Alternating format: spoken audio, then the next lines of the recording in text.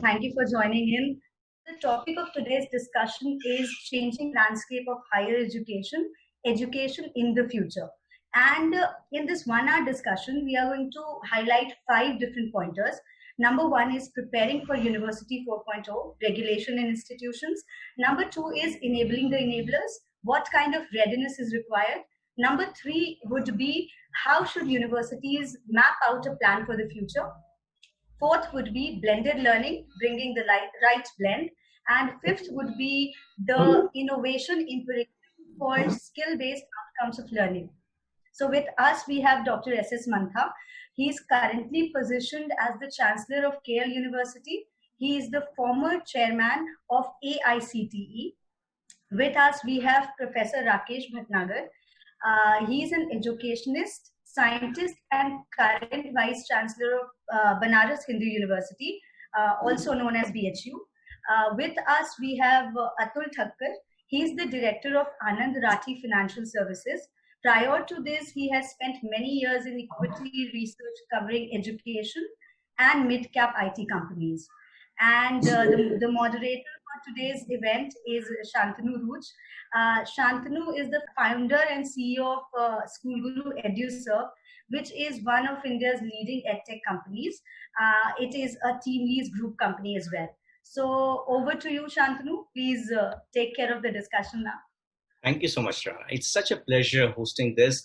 And it's a pleasure to see so many people on the panel, people who have been administrators, policymakers, academicians, and corporate functions all put together. I'm sure we're going to have an interesting debate now.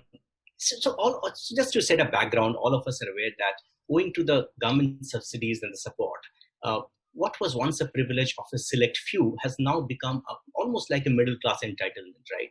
India has seen more graduates graduating in the last 25 years than in the 500 years before that. Universities are booming all around us. Right? The number has grown from a small 20 in the year 1950 to about close to about 1,000 today. The number of colleges who have seen almost like a 70 times jump in the last 70 years. Education, but however, the outcome that people have been looking for from these education institutions haven't changed too much. My question is to Dr. Mantha now, saying, sir, what in your opinion, we have all heard about Industry 4.0, digitalization 4.0. What in your opinion is University 4.0? How is it different from all the earlier avatars of universities? First of all, there must be a background to whatever we are talking about. University 4.0 has been discussed and debated upon in a few circles, and it all comes from the understanding of Industry 4.0. And the disruption that you have spoken about actually has a little background that I would want to share. Most of the people from pure statistics perspective have been talking about one peak and trough and some plateauing of from whatever the modeling that they have carried out. But in effect, if you see the data, what it shows is multiple peaks, and suddenly when you find that things are becoming normal, there's a sudden shoot of another spike and things like that. So what it all means is that this is going to last for quite some time, and it is going to make some difference to the way we conduct education and so on. Now, there are two things which have combined together. The Industry 4.0 had nothing to do with COVID per se. It was always there and moving towards that. And as far as COVID is concerned, it only accelerated the movement towards a different mode of learning and different skill sets to be learned and so on. Now, when we come to Industry 4.0, what actually happens is there are a lot of digitized services that are available within Industry 4.0 space. There is a fine blend of Internet of Things and Internet of People coming together, and a lot of communicating devices coming together. And there is a nice blend that is happening to provide certain outcomes and so on. The outcomes are in the form of smart products, smart factories, the smart cities that we talk about, everything that is to do with smartness, which actually is a function of how many data inputs you have, from how many sources you have, and so on. So there's a lot of product innovation that is happening, process innovation that is happening. Autonomous agents are there which conduct this part. And then there is a huge amount of digital networking. Now, in order to do all this, you need, in order to handle within the factories, within the organizations, you need what is called a labor 4.0. Now, therefore, or labor which understand the skills that are required within this digital environment. So therefore, labor 4.0 is something that's hardcore skills, and that has to be built within the university. And therefore, the universities will have to really understand what skills are required and so on.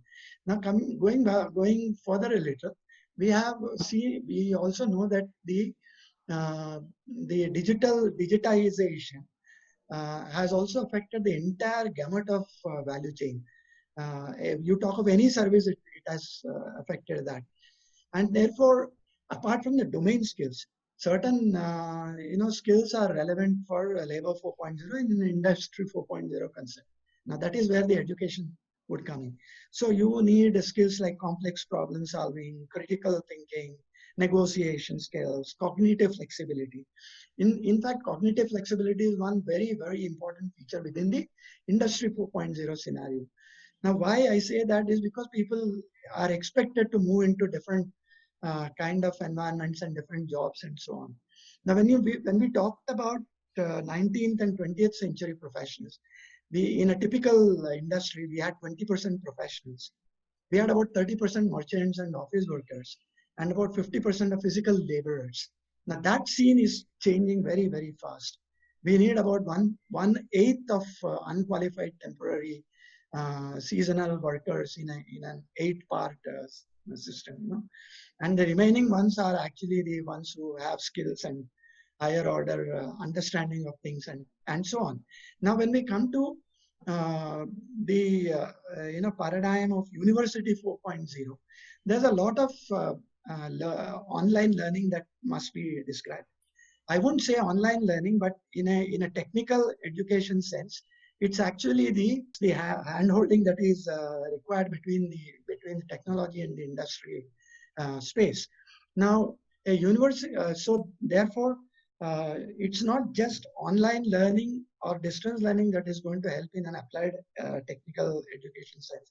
It's the blended learning that is going to make a difference. And blended learning meaning part of the learning happens within the classroom and part of it happens outside the classroom. Now, what happens within the classroom is the labs and workshops and the requirements for handheld skill, skill-based learning. And then you also have things like, learning on the fly and things like that. So university of future must have a different business model. It should seamlessly build blended learning into within itself. It must have cooperative structures, and the examination systems will have a new role, not anymore the systems that we follow currently, like a paper, pencil kind of thing, rote learning and so on. All those things will give way to a new kind of examination system, which could be proctored, which could be, not proctored, completely online and things like that. Now, one other very important feature is that students will start increasingly asking for, designed degrees, not the specific degrees that we are talking about, like a BA, BSc, BCom, or whatever. They would probably look at a group of industries, cull out these skill sets that are required, and find out which courses would probably fit into that space, add a little bit of life skills and so on, and you get a different thing. So these kind of things will happen. Now, one concern really is there is no quality assurance methodologies within blended learning, online systems and so on. So therefore that needs to change. A lot of quality assurance systems will have to come about. Teaching learning methodologies have to change. And massive versus personalized learning. Personalized learning is something that's extremely important. So learning management systems become important. How to map the student's requirements. What does he require? How does he how do you engage a learner? If you do not like a certain channel, you switch it off. Now here, this is also asynchronous mode of learning. How do I know that the guy on the other side is engaged to my lecture? So therefore, things like that have to be taken care of. A lot of tools are available for that purpose. But in future, probably all this put together and skill sets that actually define the industry requirements of Industry 4.0, all this put together probably would be a university of future. I would also hazard to guess that probably virtual universities will spring up in the space now. Thank you. So interesting. So you said so many things. It looks like the universities of the future is going to look very different from the universities that we have been seeing all this while. My next question is to Professor Bhatnagar, sir. Yeah. I was reading this book by Pankaj Chandra called Building Universities That Matter. And where he said that the three main purposes of education is to, one was to create better citizens. Second was to help people pursue their passion of learning. And third is to help them earn their livelihoods. Obviously, he's talking about, I'm not sure whether the universities in the past have delivered on the first or the second one. But obviously on the third outcome, which is about students being able to earn their livelihoods, I think most employers say that universities haven't come up to their needs. They do not find candidates for the jobs that they have to offer. How do you think that universities of the future are going to be outcome-driven, output-driven? What type of a different life form of education do you see there? I share the concern with the author and with the moderator that universities have not lived up to the expectations of the people. And the third thing which you talked about, that most of the people try to go and learn in the university to get their living. And to some extent, they were successful. But even in that sense, I do not think that many people do the jobs which they are trained for, what they have studied. I can tell you that if you go to any university and try to collect the data, what they learned and what they are doing eventually in their life is quite different. I have seen that people study chemistry or physics or mathematics, but eventually they are becoming IS, or they are becoming they are working in the bank, or they are working any kind of jobs. So what our higher education system has not done, in my opinion, is to really find out what is the passion of a student, what he is good at, what he would like to pursue as a career, what he will enjoy doing it.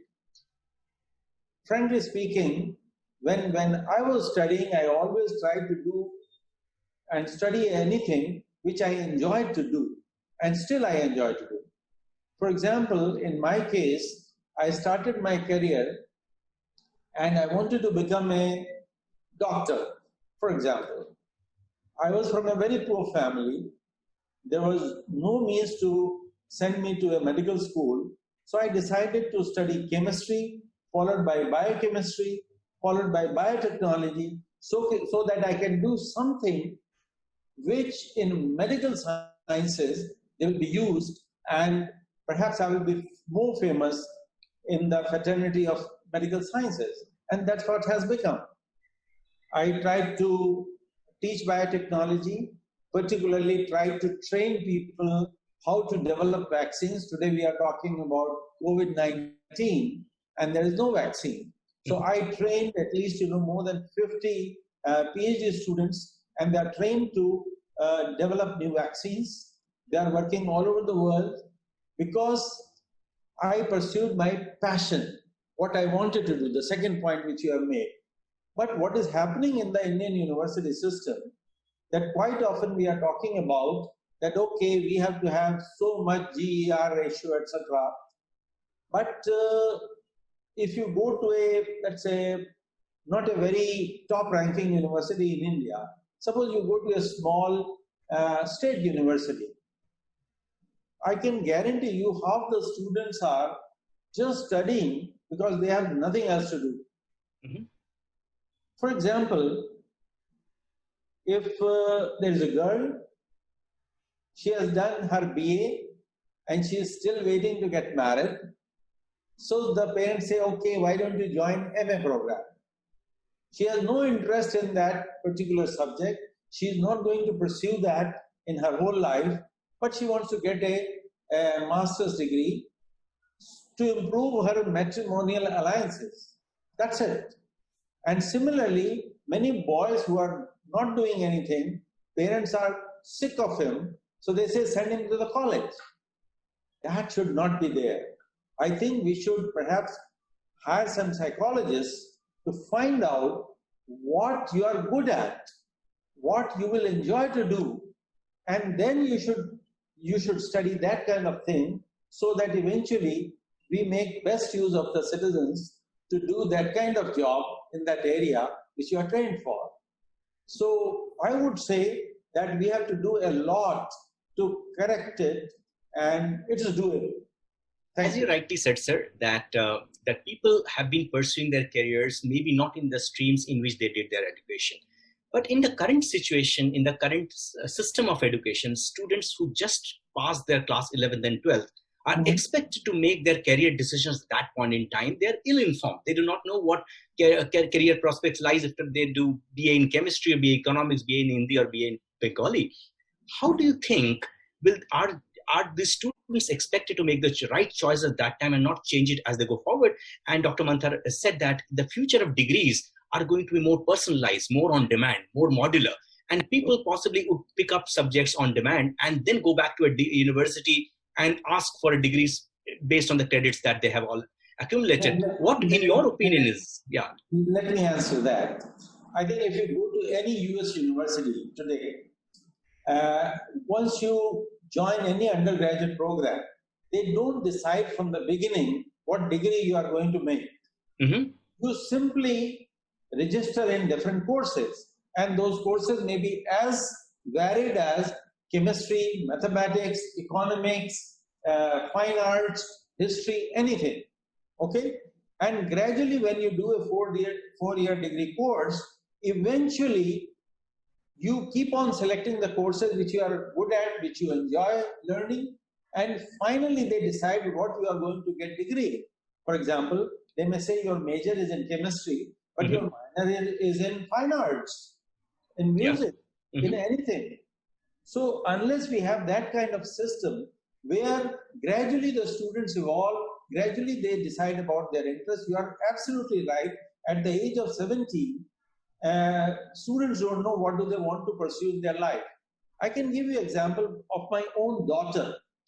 She finished her 12th grade. She was an excellent student, very genius girl. And she thought that all the good students are trying to get into engineering. So she wrote all the engineering examinations, IITs, etc. And she got into very good program. And she did her BTech in electronics and communication engineering. Okay? Mm-hmm. Once she finished that, she wrote a GRE, went to the United States. She started liking computers. She did her PhD in computer sciences. But once she was doing computer sciences, she felt the most important thing in computer sciences is to understand what is theory of computing. How computers decide what they can do, what they cannot do. And that science she liked the most.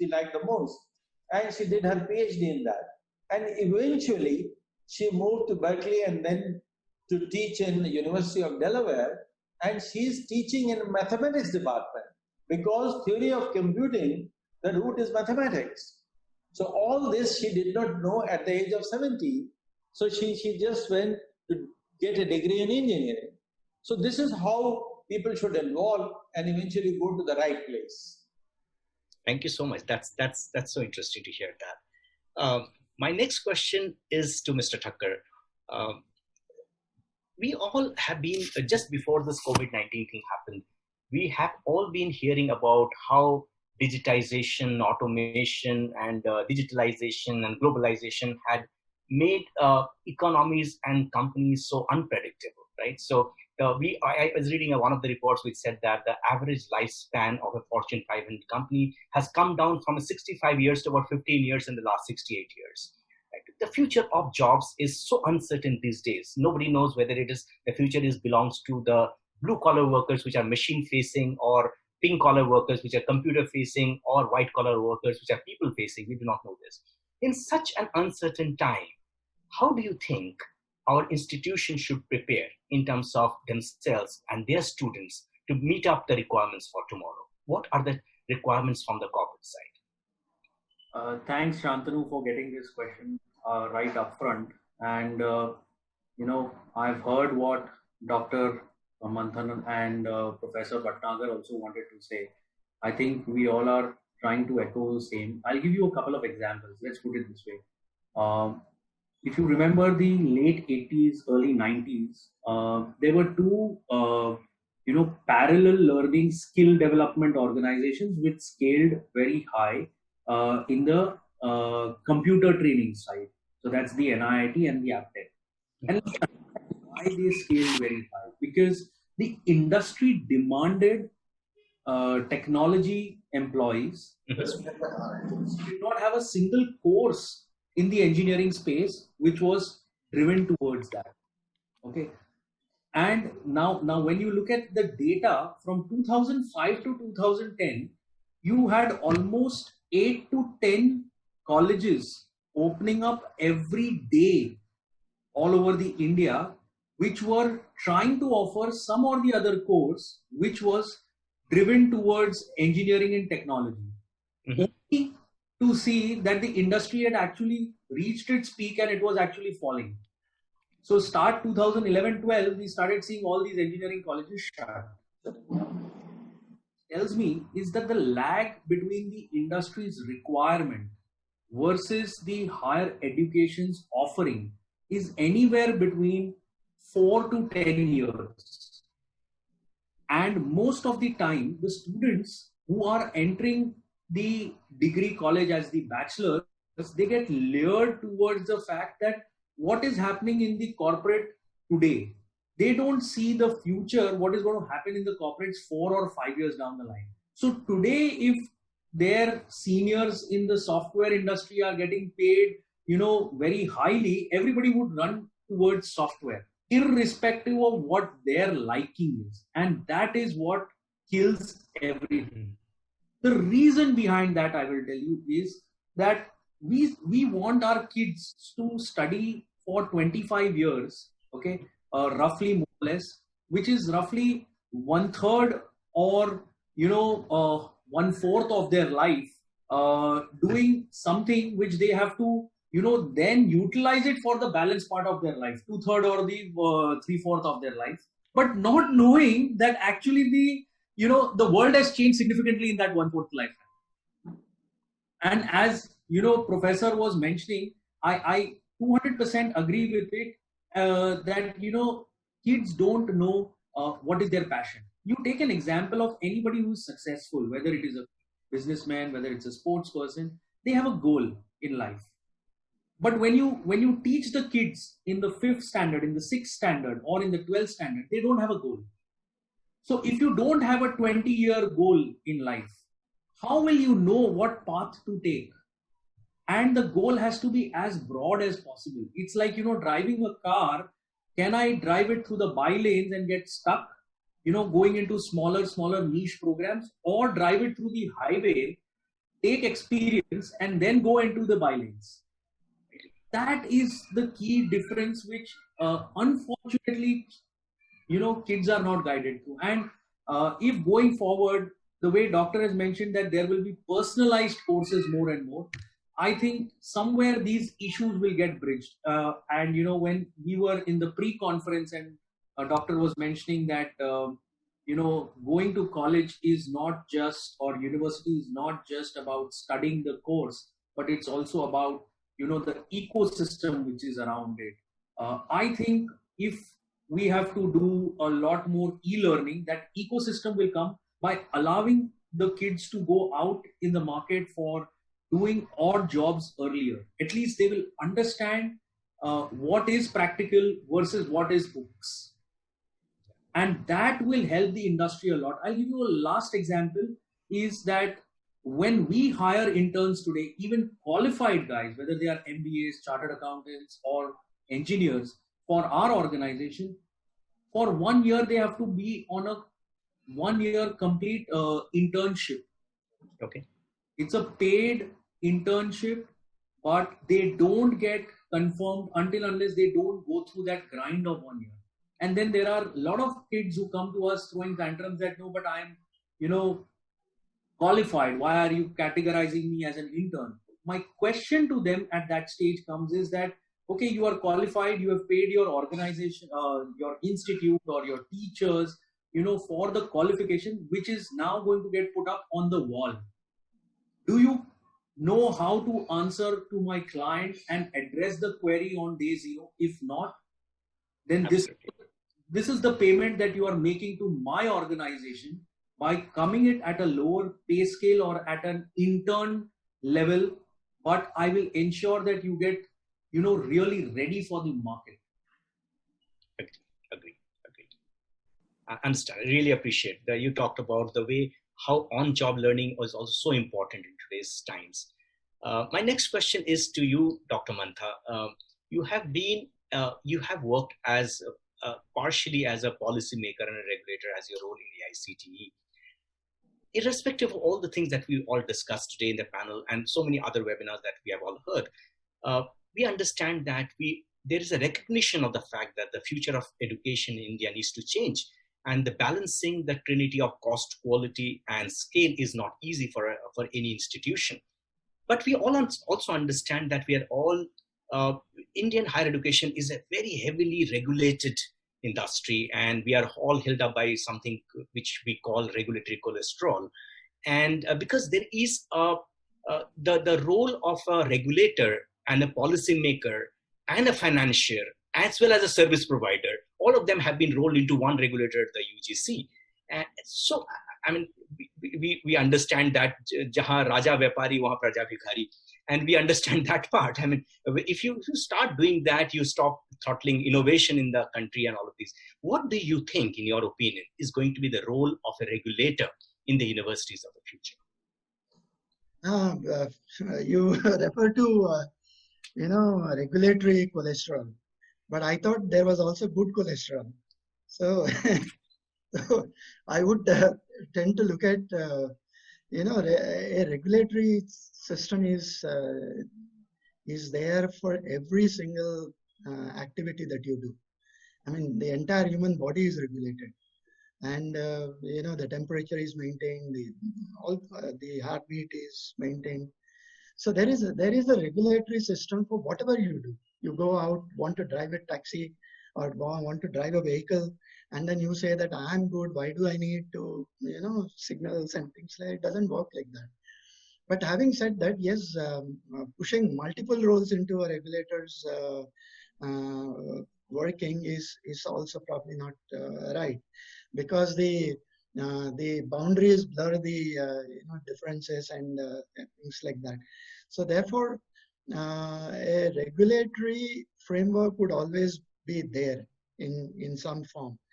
But I would rather tend to believe that regulators will have to become more enablers, more facilitators, rather than it's like a teacher today goes to a classroom, teaches, and so on.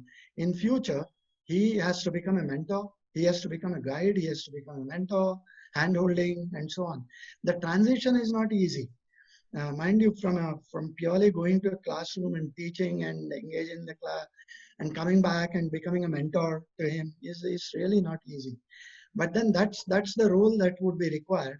And similarly, the regulator also will have to become more of a hand-holding person, akin to the future universities, where they would probably look at the needs of the student, look at the needs of the industry, and try and map the two from whatever background the student comes in, and things like that. So the role changing will have to happen. It can't be just about rules and regulations and something is written and you read between the lines and try and find out if I can do this or can't do this. So those kind of things will not happen probably in universities of future. They'll have to be much more accommodating. The entire paradigm will move to student-centric activities. Even today, if you see, if you in a classroom, probably they say 75% is attendance is a must. So therefore, people's flocking, and somehow they manage to see that that percentage is there, so that he is allowed to attend classrooms.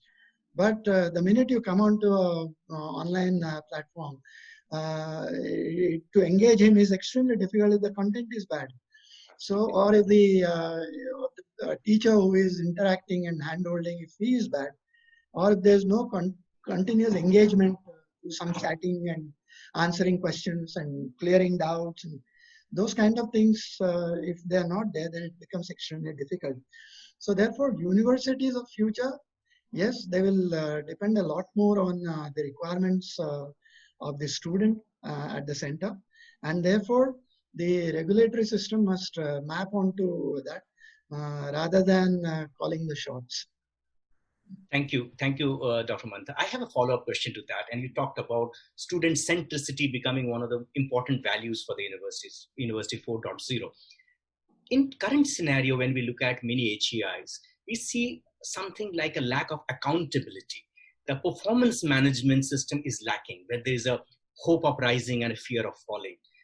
How important do you think is governance important in the universities of the future? Oh, absolutely. I mean, a lot of governance will be done through, again, digital modes. And, the mundane activities would probably be all shifted to online working. So to that extent, the accountability, the process, the following of procedures, processes, that will be taken care of.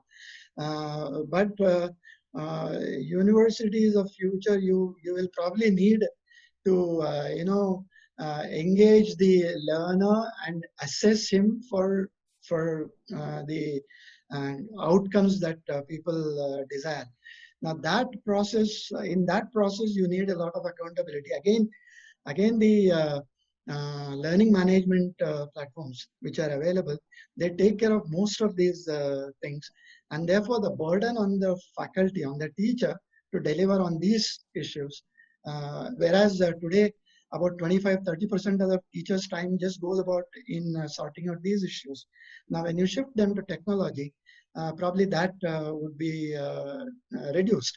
But then the teacher himself will have to transform into a mentor kind of person, Now that is where accountability problem comes in. So probably you need a different set of metrics to start evaluating performances of teachers. The kind of models that we have where we measure the number of papers published, the number of lectures, the student feedback has given good and things like that. Probably those things will have to give way to a much more involved activity of how the teacher-student relationship develops in a context-based, personalized learning. Thank you so much. That's quite insightful, Dr. Mantha. My next question is to Professor Bhatnagar. I was reading Harry Potter, and Dumbledore told Harry Potter in Chambers of Secret that it's our choices more than our abilities that reveal the person we are. In the current scenario, when everything is so uncertain, the future of education, as all of you told me, that is going to be modular, it's going to be multimodal, student-centric, outcome-driven, highly governed, less regulated.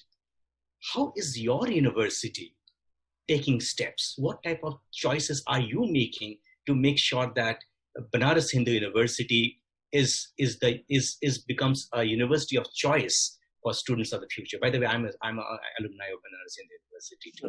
Thank you. I think since you have studied in Banaras Hindu University, I would say this is the only university in the country which truly represents the way university should be planned. Banaras Hindu University is the only university where everything is being taught. You cannot tell me any other university in the country where they teach everything. Let it be technology, let it be medicine, let it be sciences, social sciences, Ayurveda, veterinary sciences. You just name a thing and it is being taught here. And that is why it is famous as Sarv Vidya Ki Rajdhani. That means they teach everything under the same university.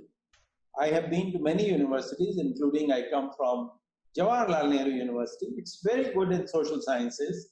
Even in biological sciences and physical sciences, it's very good.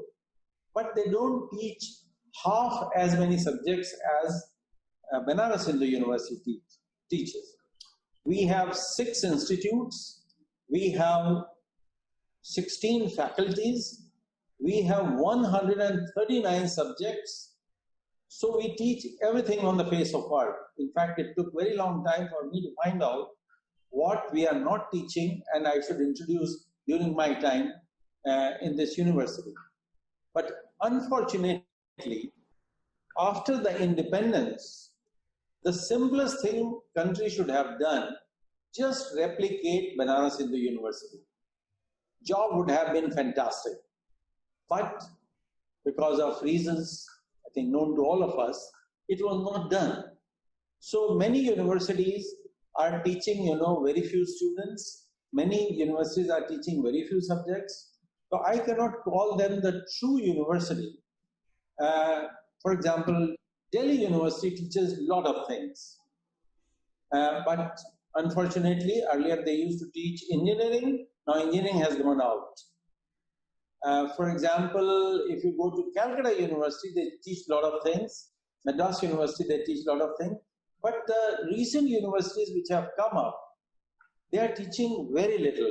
Not all subjects are there. As we have been discussing a few minutes before, that the child, when he comes to the university at the age of 17, one doesn't know what to study.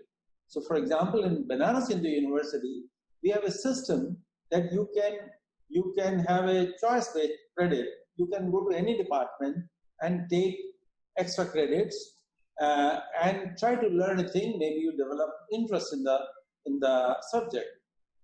Another thing which Banaras Hindu University does, there is a lot of interdisciplinary courses where you learn a lot of things with a focus on a particular domain. For example, environmental sciences.